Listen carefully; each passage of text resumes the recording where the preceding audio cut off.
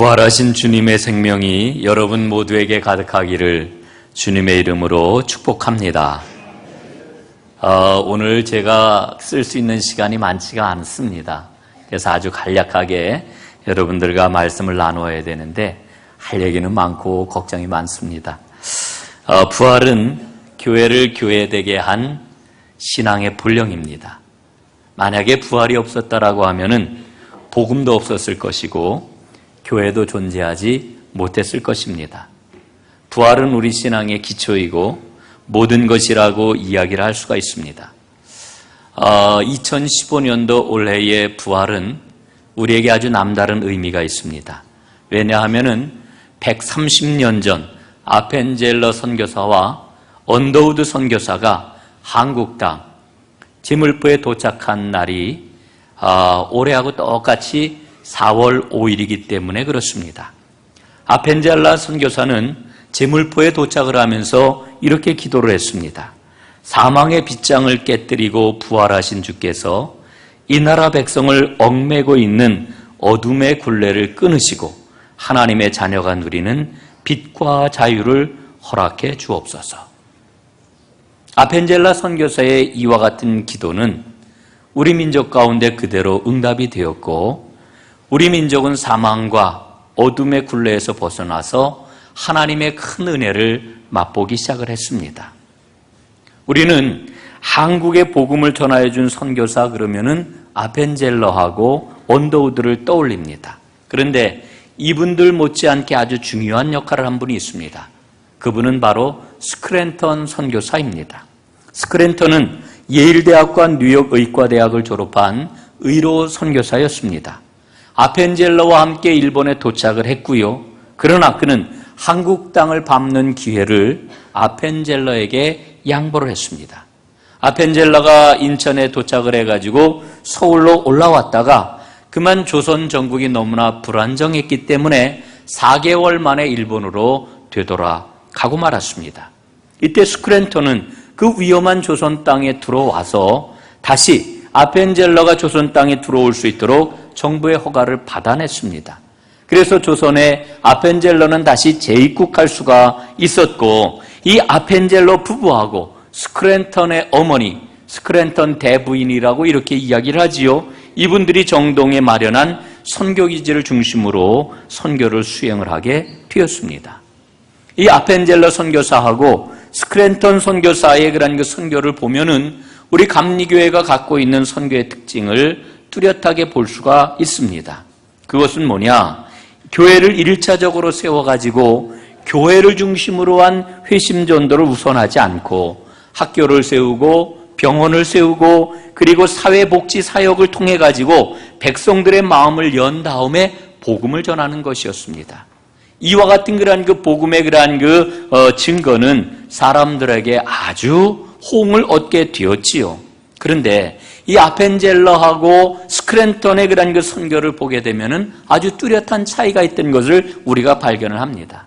여러분, 아펜젤러 선교사는 배제학당과 같은 곳을 중심으로 해서 조선의 중상층부를 겨냥한 교육과 선교에 주력을 했습니다.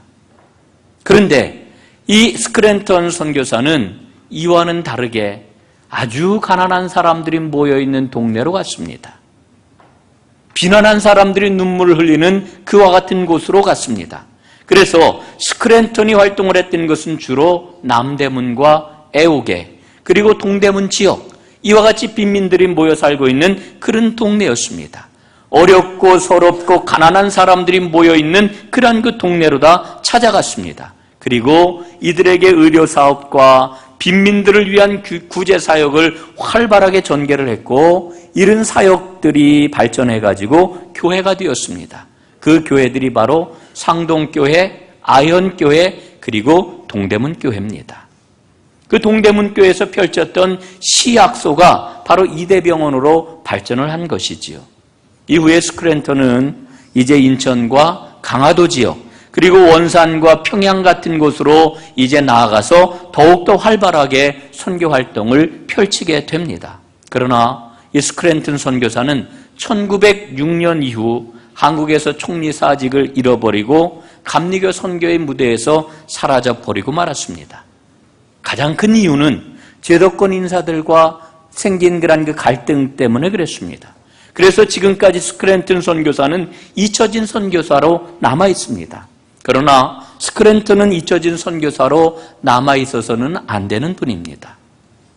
이 스크랜튼에게는 세 개의 별명이 붙어 있는데요. 세 개의 별명이 뭐냐 하면은 첫째는 한국에 온 외로운 선교사. 두 번째로는 이 스크랜튼이 아주 굉장히 효성이 지극했다고 그래요.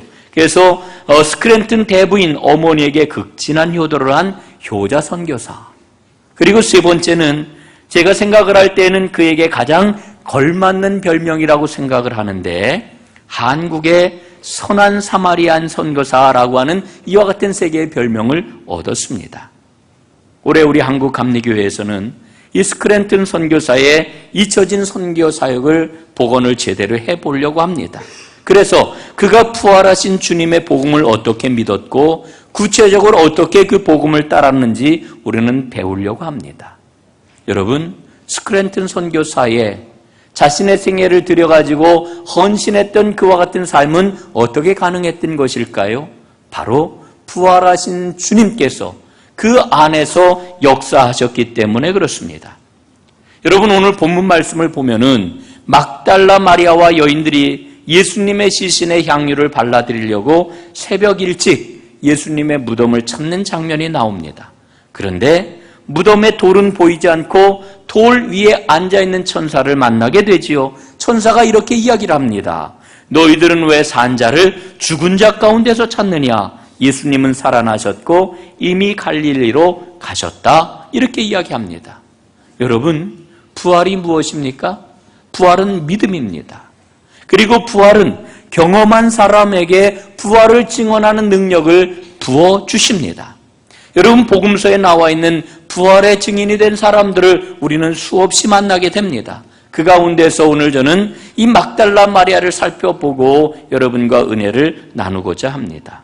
여러분, 막달라 마리아가 예수님의 무덤을 찾아왔을 때에는 그의 마음속에 큰 슬픔이 아직도 남아 있었습니다. 그리고 그 슬픔을 달랠 길이 없었습니다. 그러나 그가 그 슬픔을 가지고 무덤에 찾아왔지만 예수님을 만남으로 말미암아 그의 슬픔은 기쁨으로 바뀌게 되었습니다. 기쁨으로 바뀌었을 뿐만 아니라 그는 그 기쁨을 증언하는 증인이 되었습니다. 여러분, 마리아가 예수님을 얼마나 사랑했느냐라고 하는 것을 우리는 잘 알고 있습니다. 그러나 마리아의 사랑을 보면은요, 그 사랑은 과거형 사랑입니다. 추억을 더듬는 사랑입니다. 부활의 아침을 맞는 마리아는 부활의 가능성을 전혀 생각하지를 않았습니다. 마리아가 찾았던 것은 예수님의 시신입니다. 그런데 그 시신으로 계셔야 될 분이 살아나셨다라고 하는 것을 발견을 하게 되지요. 여러분, 살아나신 예수님께서는 마리아를 향해서 마리아야 하고 부르십니다. 예수님의 그 목소리를 듣는 순간 마리아는 부활하신 주님을 알아보았습니다. 그리고 마리아의 슬픔은 변하여 기쁨이 되었습니다. 그의 비극은 바뀌어서 승리가 되었습니다. 그리고 주님과 함께 이제까지와는 전혀 다른 새로운 관계를 맺고 새로운 삶을 사는 참 사랑의 사람이 되었던 것입니다. 이게 바로 부활의 믿음을 가진 사람에게 나타난 복입니다. 이 복이 오늘 이 자리에 있는 여러분 모두에게 가득할 수 있기를 간절히 바랍니다. 여러분, 우리는 부활을 이제 받아들이기 위해서는 믿음이 필요하다라고 하는 것을 너무나 잘 알고 있습니다. 여러분, 제자들은 예수님을 봤는데도 불구하고 부활하신 예수님을 믿지 못했습니다. 그때 예수님이 말씀을 하십니다. 내 손을 보아라, 내 옆구리를 보아라, 그리고 먹을 것이 있으면 한번 가져와 봐라. 그리고서 그들 앞에서 생선을 드셨습니다. 제자들은 부활하신 주님을 만나 두려움을 떨쳐버리고 용기 있는 하나님의 사람으로 변화했던 것을 우리는 보게 됩니다. 여러분, 그 자리에 도마가 없었습니다. 도마는 나중에 이야기를 듣고 이야기를 하지요. 내가 그의 손에 못자국을 보며 내 손가락을 그 못자국에 넣으며 내 손을 그 옆구리에 넣어보지 않고는 믿지 아니하겠노라. 그런데 예수님께서 도마에게 나타나십니다. 그리고는 말씀을 하십니다. 내 손가락을 내밀어 내 손을 봐라. 내 손을 내밀어서 내 옆구리에 넣어 보아라. 직접 경험을 해보라고 하는 예수님의 초청입니다. 여러분, 오늘 우리에게도 주님께서 이렇게 초청을 하고 계십니다. 여러분 가운데, 아니 부활이 어떻게 일어날 수가 있을까? 도마처럼 회의하고 도마처럼 의심을 할 수 있습니다. 그런 여러분에게 주님은 오늘 초청을 하십니다. 자, 나를 만나보지 않으련. 그리고 주님은 이렇게 말씀을 합니다. 믿음 없는 자가 되지 말고 믿는 자가 되라. 여러분, 그런데 문제가 있습니다.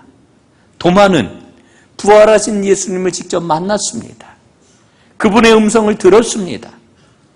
그분을 체험을 했습니다. 그러나 오늘 우리는 그 예수님을 볼 수가 없습니다. 그 목소리를 들을 수가 없습니다. 여러분, 어떻게 우리가 그 예수님의 부활을 믿을 수가 있을까요? 그래서 우리 주님께서는 우리에게 하나님의 말씀을 주셨습니다. 여러분, 그 말씀을 통해서 부활하신 주님을 꼭 만나는 여러분들이 되시기를 간절히 바랍니다. 요한복음 20장 29절에 보니까 이렇게 말씀을 합니다. 보지 못하고 믿는 자는 복되도다. 보지 못하고 믿는 자는 복되도다. 오늘 이 부활의 아침, 주님의 부활을 기뻐하며 이 자리에 앉아있는 여러분과 저는 가장 복된 자인 줄로 믿습니다. 왜? 예수님의 부활을 믿기 때문에 우리는 보지 못하고 예수님을 눈으로 보지 못하였지만 기록된 말씀을 통해 가지고 선포된 말씀을 통해 가지고 예수님이 부활하셨구나. 그 부활을 믿는 자가 되었기 때문에 가장 복된 자가 되었습니다. 여러분, 이 복의 주인공이 되어서 부활을 아직 모르는 수많은 사람들, 아파하고 두려워하고 걱정하고 염려하는 사람들에게 진정한 생명을 전하는 하나님의 사람들이 다 될 수 있기를 주님의 이름으로 축복합니다. 기도하겠습니다.